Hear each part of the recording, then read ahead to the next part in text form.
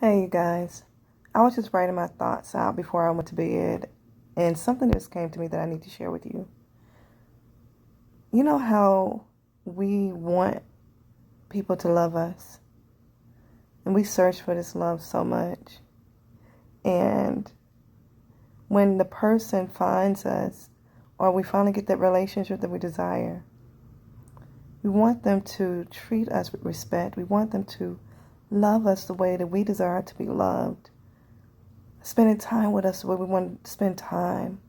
Or, the acts of service. We talk about the 5 love languages and stuff like that.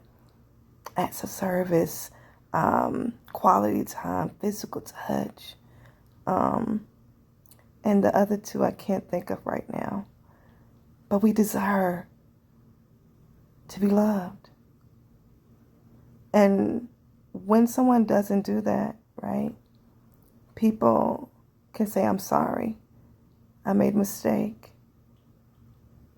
I don't want to do this again. What do you do when they do that? Sometimes we accept them back and say, okay, I'll accept that. We as long as you don't do it again. Or we dismiss them and don't want them in our lives because we say, I can't go through that anymore. And if that person does it over and over again, right? And we remain in that relationship, what kind of relationship do we usually call that? We call it a toxic relationship, right? You guys, some of us have toxic relationships with Jesus. Catch where I'm going with that. Jesus has come to you, said, I love you. I've given up my everything for you. I gave up heaven for you. I sacrificed my life for you. I died and was beaten first and crucified on the cross for you. Why don't you love me the way I want you to? And we say to him, but I do. I'm sorry. I won't do it again.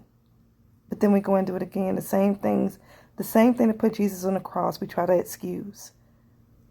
Sin is what put Jesus on the cross. Why do we think it's okay to excuse it and continue to do the same thing over again? Which creates a toxic relationship with Jesus. And that's not the kind of relationship he calls us to have with him. If you wouldn't want to be in a relationship like that, don't think Jesus wants it either. All right?